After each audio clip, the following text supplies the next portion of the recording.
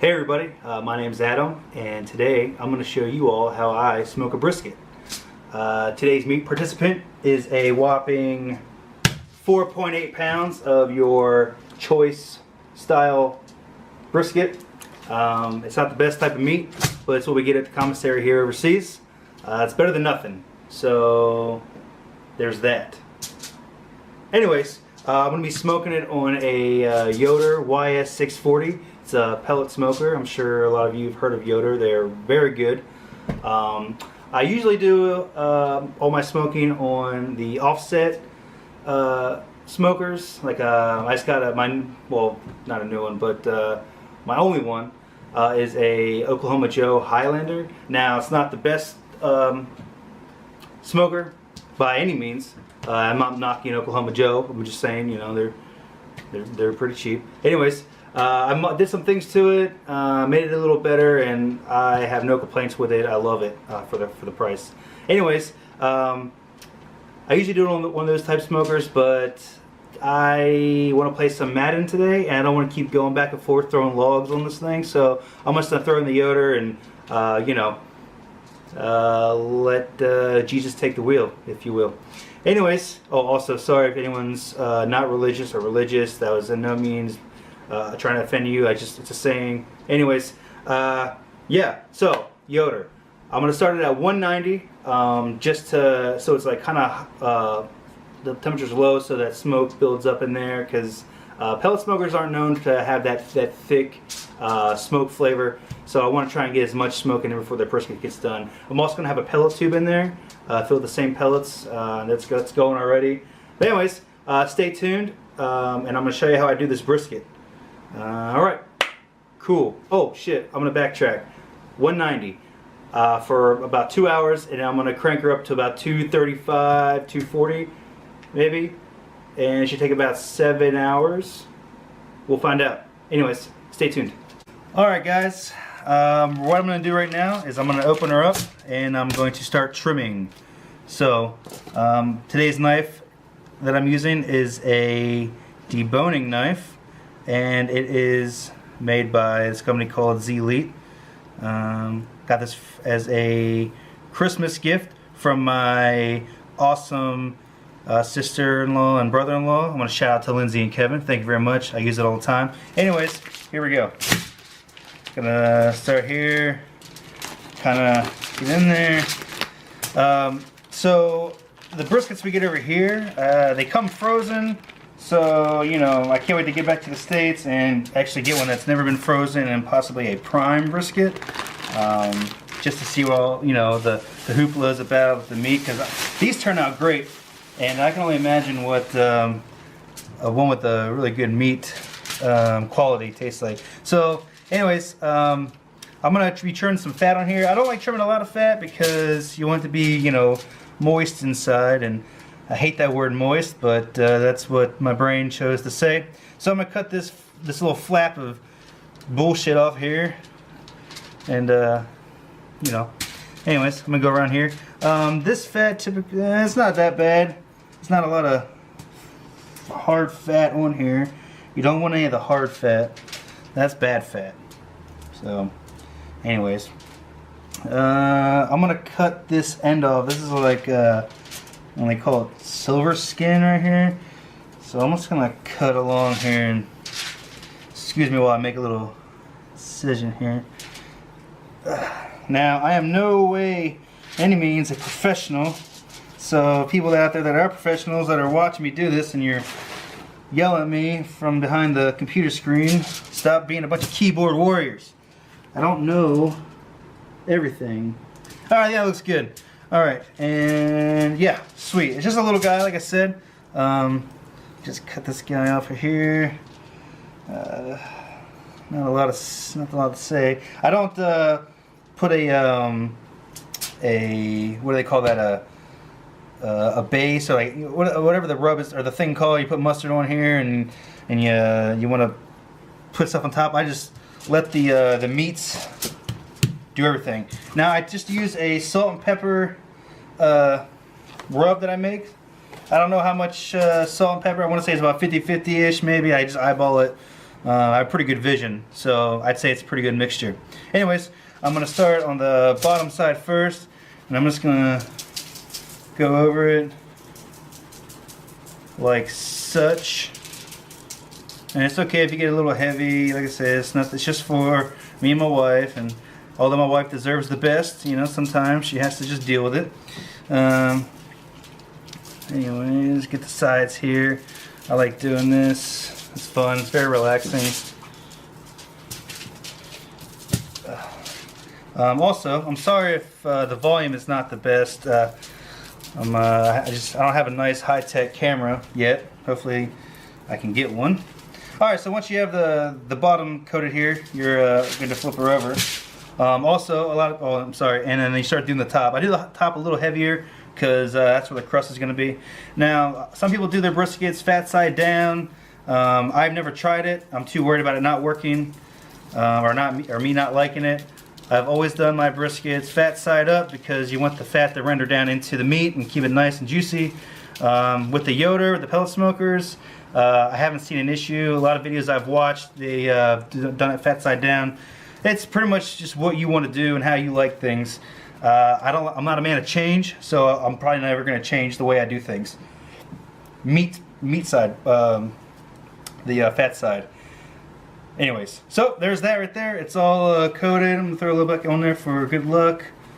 Yeah, okay, sounds good. And yeah, now I'm gonna let it sit down until for about 30 minutes, and then I'll throw it back on the Yoder here. All right, stay tuned. All right, guys, the brisket has been on for about an hour. I'm gonna show you what it looks like and how I install the probes and whatnot. All right, here we go. All right, there she is. So I got my chamber temperature gauge here. Oh, getting a little foggy. And I got my probe in the middle there because that's usually the last part to get all nice and done. And then there's my pellet smoker, or my little pellet tube thing going to town. Yeah, and that's about it. That's all you can really show you right now. So I'm gonna close this up, keep that nice smoke in there. Man, I'm getting foggy. All right. I'm gonna go back inside and then I'll talk to you about this Yoder and why I like it so much. Alright. Hey guys, so while the brisket's on, I want to talk to you all. Now this part is going to be primarily for my friends and family that don't know anything about smoking or wondering what I do. So if you don't want to hear this part, you can fast forward, or if you know what you're doing and you want to watch anyway, then by all means listen. But just give me one second while I take this coffee real quick. Alright, so take you back to where it all began, and that was in Las Vegas, Nevada, and it was about 2014, I believe.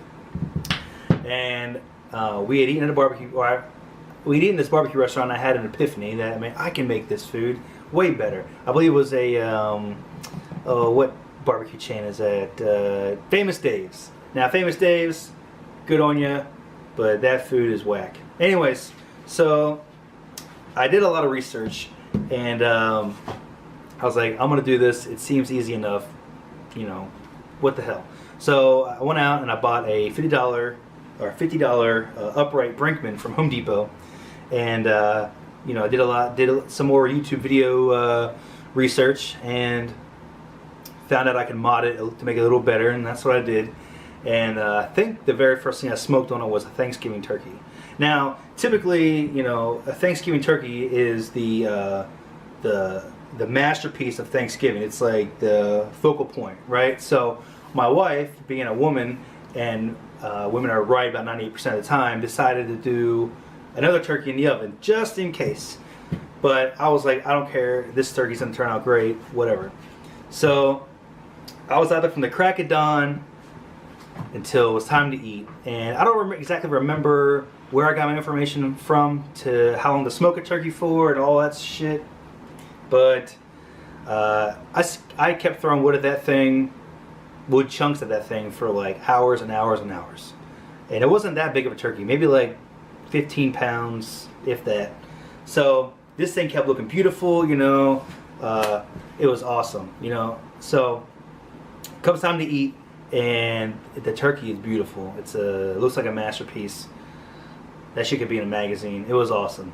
So I cut into it, juice coming out of it. I'm like, oh man, that shit tasted like ass. It tasted like kerosene and fire. Oh god. And my friends, being my friends, were like, oh yeah, this is good. You know, this is really good. I was like, all right. And I had a piece. Oh hell no. So I would say to all you people out there, make sure you do your research on how long they'll smoke foods for and how much smoke, and also what type of wood and how potent the smoke is, because that mesquite wood was pungent. So yeah. So then I was like, man, I want to keep doing this, but I gotta fucking learn better. So I wanted to get the next thing I wanted to get was a Weber Smoky Mountain, because it was an upright and that's all I knew. And I got an assignment to Okinawa, and I was like, okay, well, I'll wait and get one over there. So I get over here to Okinawa, and they don't sell that shit because it's an island and whatever. So all they had was a master, a grill master or whatever it is, offset. It's like $130. I got that and learned how to smoke on an offset, and I love smoking on offsets. Oh man. And I modded that one too, because this thing couldn't hold temp for anything. So that's what I've been smoking off of for a very, very, very long time. And then I decided to upgrade to an Oklahoma Joe Highlander, because that was the newest thing that the BX, which is our local shopping center, got. Did a lot of research on that, and I modded that as well. Excuse me. And man, I swore by it. And then I started seeing more things about electric smokers and whatnot. I'm like, what is this electric shit? You know, like, that's cheating. Blah, blah, blah, blah, blah.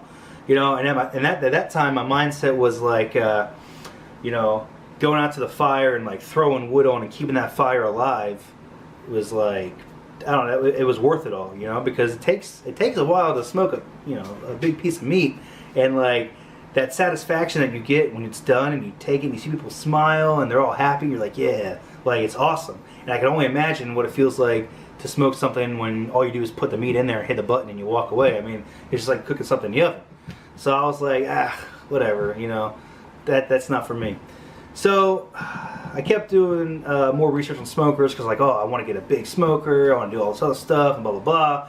And I stumbled across a company called Yoder, and did some more research on Yoder, and they made some pretty good offsets, but they also made pellet smokers. I'm like, what the hell? And they're really expensive. Like, what is this bullshit? You know? So I talked to some more people, and a guy that I worked with was telling me that he had a Yoder out here in Okinawa that he bought from the States. And I was like, oh, what? And he told me how easy it is, and I'm like, why do you like the pellet smoker? You know, blah, blah. He's like, well, I like football. So I put my shit on there, and I hit a button, and I go sit on my ass and watch football. And I was like, huh.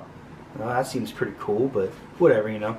So, anyways, another friend of mine left, and he went out and got a Yoder where he's stationed at in Utah, and said he loved it. I was like, man, I really want to get this Yoder. Like, is it that good, you know? So the guy that I had a Yoder out here in Okinawa was leaving, and he knew I wanted it, so he offered to sell it to me, and I snatched that son of a bitch up. And oh my god, it's great. Freaking, I think I smoked on it that day, and I think it was like a ribs, I think I did. But anyways, so I noticed a loud noise from a fan, and I was like, what the hell, is that normal? That's really annoying. And found out that it wasn't normal, that there was something wrong. So I was told that the Yoder customer service was amazing. So I gave it a whirl. I emailed Yoder, and they emailed me back within like a couple hours and told me to take a video of what was going on and give a brief description and everything. And I did. And I would say within 3 days, they told me that they were going to send me a new fan. And I got that thing in about 2 weeks, and it was free of charge, and it was awesome. That just goes to show you that Yoder is a really good brand, and they take care of their customers. So that's for Yoder pellet smokers. As far as offsets by Yoder, I'm really excited to get one because I'm not completely sold on the just pellet smoker alone. I don't think a pellet smoker can compete with a log burner, an offset, because nothing beats that thick smoke flavor that you get from one of those smokers. But like I said, I got the pellet tube in there. It helps add extra smoke flavor, and it's awesome. So the Yoder is pretty much an outdoor oven. It does everything. I smoked a frozen pizza on it a couple weeks ago. Man, that shit was good. I was a little skeptical at first because I didn't know what to expect, but damn, that shit was good. What else? Cheese. You can cold smoke cheeses and whatnot. You can do anything on this smoker. So I think I've grown as a human, and realized that I could have the best of both worlds, if you will. So to all the people out there that I said were lazy and that pellet smokers were for the weak, hey, I'm joining you guys because I got one too and I love it. So there you go. Alright, well, that's about all I got to say about that. I will turn this camera back on when it's time to do more meat things. Alright, until then, I'll see you guys later. Alright guys, so the brisket took a little longer than expected, about 9 hours, but we're going to unwrap it and show you what it looks like. Now, I didn't wrap it in tin foil because I don't think I needed to, but maybe I should have because of how small it is. It's just a little guy, like I said, but should taste good nonetheless. So I'm going to go ahead and cut a piece off here. Now I do have a carving knife, but it's really big and it's overkill for this, but we're just going to try it out here.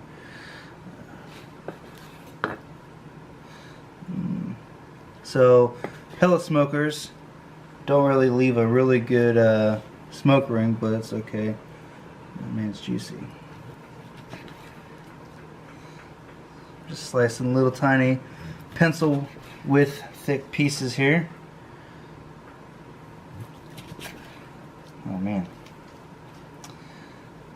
not bad, I don't think. Just a little brisket. This is a brisket flat. I don't know if I've mentioned that before. A full brisket comes with the flat and the point, which has a lot of fat on it, and I like getting this one. Oh man, it smells good. Super juicy. Holy crap. And it's tender right there. Oh wow. Alright, well, I'm gonna try and finish this video because I'm really hungry, and so is my wife. So anyways, there's that, and we're gonna test it out now. Alright, so now it's time to test out all our hard work that we've done, and I'm gonna take this piece right here.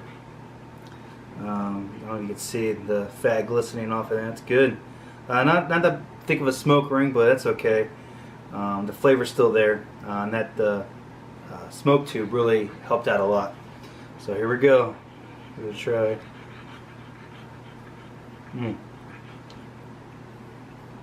That's really good. Not as tender as I want it to be, but it's okay. Man. Well, there you have it. Maybe I'll do another video with a big one at some point to show you what it really looks like. Thank you for watching my video. Sorry if it was too long and rambled on about dumb stuff, but whatever. Anyways, have a good night.